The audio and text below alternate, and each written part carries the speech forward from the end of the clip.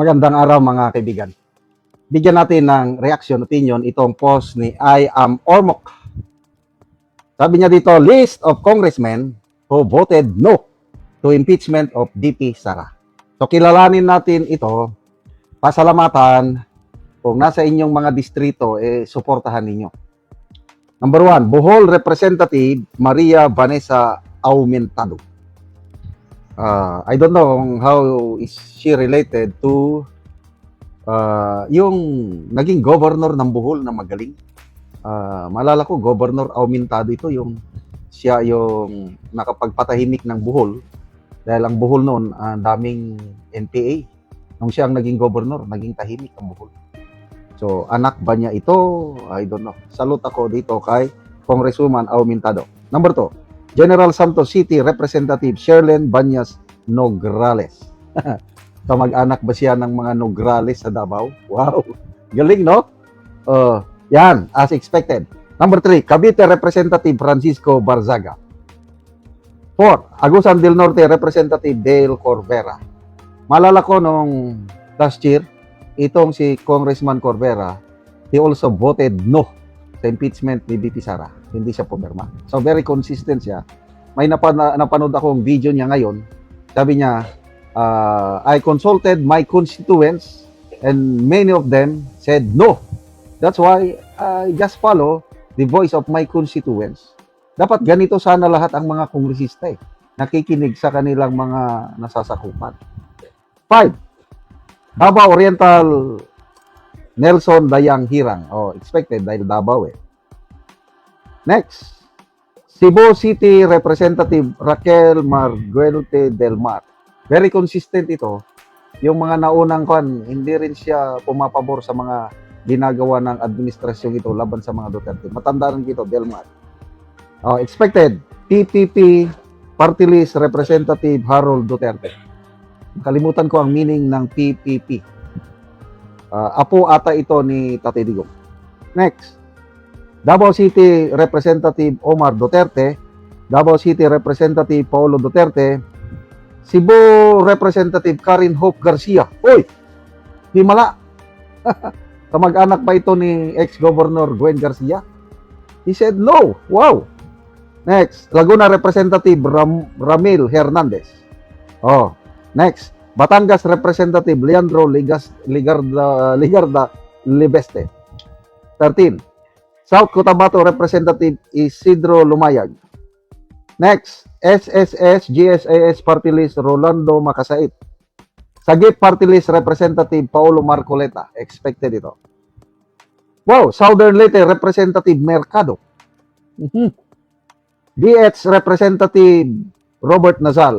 Expected ito. Yung bagong henerasyon, 19 Congress, si Congresswoman Bernadette Herrera. Diehard Duterte supporter itong bagong henerasyon. Ayan. Bukidnon Representative Laarni Roque. Ang galing. Salamat po. Laarni Roque. Cebu Representative Son Shimora. Next, ako Ilocano Party List Representative Rachel Singson. Anak ba ito ni Governor Chavit Singson? Salamat. And then, Quezon City Representative Jesus Suntay. Bohol Representative Christine Alexi Tutor. Davao City Representative Isidro Ungab. Malasakit at Bayanihan Foundation Representative Jerly Biloso.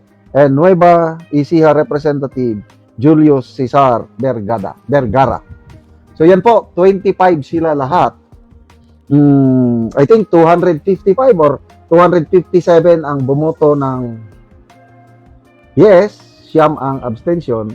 So, kung mayroon tayong Brave 18 Marines, ito na yung tatawagin ko na Brave 25 Lawmakers. Mabuhay po kayo. I believe malaking epekto ito sa kanilang pondo kasi kung totoo yung binalita ni Senator Amy na malaking pundo ang natanggap ng mga bumoto ng yes at ang mga hindi bumoto wala. Kaya ito, magsasuffer ang kanilang distrito. But okay na lang yun. Kasabi nga ni Attorney Guanzon is, mamili kayo. Mag-enjoy kayo ng remaining 2 years sa Marcos administration and then 6 years sa BP Sara administration. Maghirap. Dalawa lang yan. Or, maghirap ngayon for 2 years, then mag-enjoy. Ibig sabihin, itong 25 na ito, may future na ang mga ito sa next administration. Kaya, whatever you sow, you reap. Sana marami pa ang ganitong klaseng kongresista na mayroong prinsipyo, may tapang, malasakit. They went against the current. Kasi, administrasyon ngayon, grabe. Lahat na lang gagawin para mapatumba si VP Sara. But the more na iniipit, pinipersecute nila si VP Sara, the more na nagniningning siya. Oh. Tingnan nyo yung blessing ng Panginoon kay VP Sara. Totoong na-impeach siya sa House with 255 or 257 votes.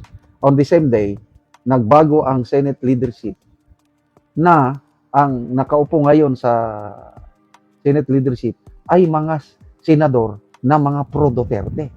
Anong ibig sabihin nun? Siguradong mananalo si VP Sara sa impeachment trial niya. So, to me, baliwala yung 255 na yes votes dahil masasayang lang, maibabasura lang ang impeachment sa Senado. Salamat mga kaibigan sa inyong pagsubaybay sa channel nito.